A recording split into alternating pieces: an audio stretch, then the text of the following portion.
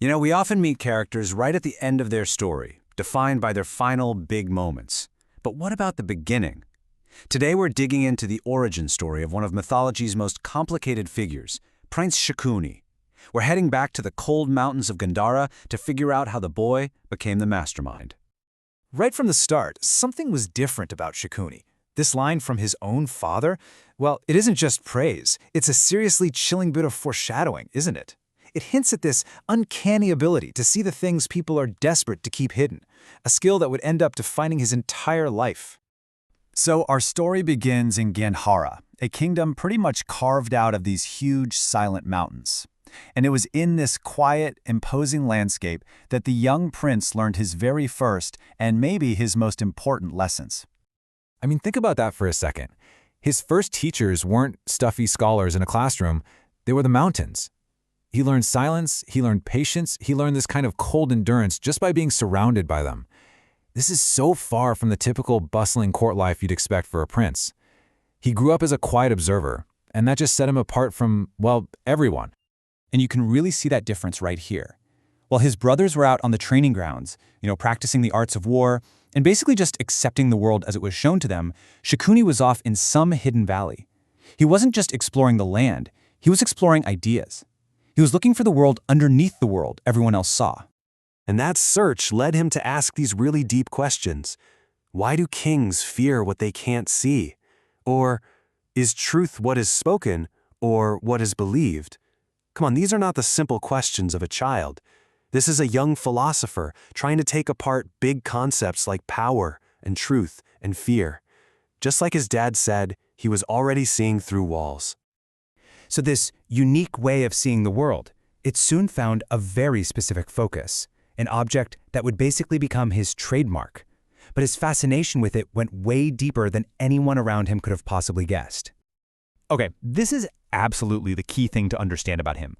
Shakuni didn't love gambling. He wasn't in it for the thrill of winning or losing, no. He loved understanding fate, or really, the math behind what everyone else called fate.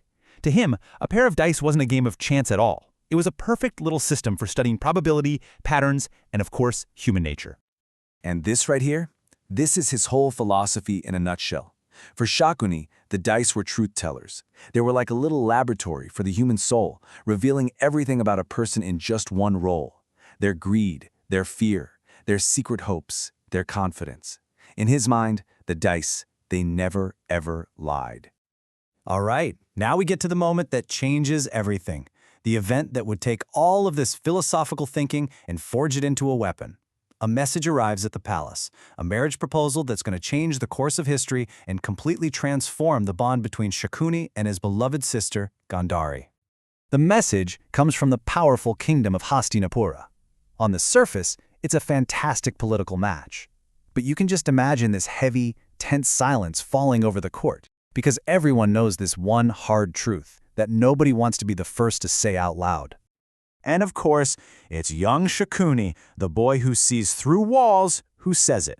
He doesn't say it like an accusation, he just states it as a simple, undeniable fact. And that one sentence just slices through all the political maneuvering and lays the injustice of the whole thing bare.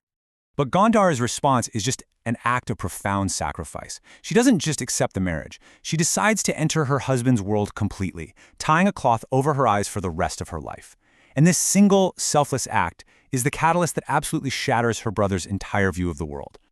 Watching this happen, something inside Shakuni just breaks. But it isn't a hot-headed anger or some simple desire for revenge.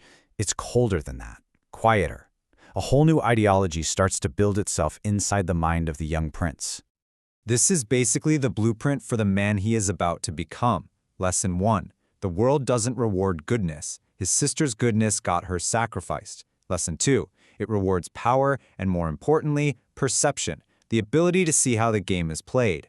And lesson 3, if you can't change fate, well then you have to learn how to shape it. Fate isn't something to be accepted anymore, it's something to be manipulated.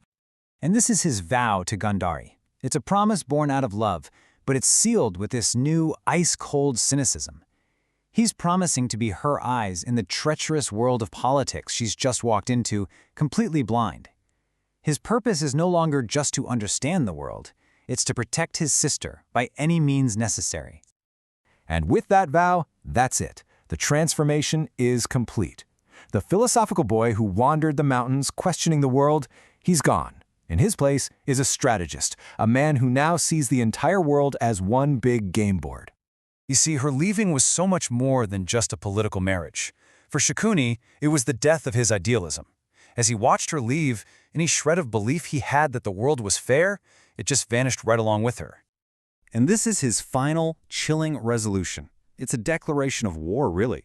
He's accepting the world for the cruel, unfair game that he now sees it to be. And he's decided he's not just going to play along. He's going to become its master. So we're left with this huge question, aren't we? When you look back at the philosophical boy, the devoted brother, and this one profound injustice that he witnessed, it really forces you to rethink what a villain even is. Was the mastermind always lurking inside him, or was he forged in the fire of his sister's selfless sacrifice?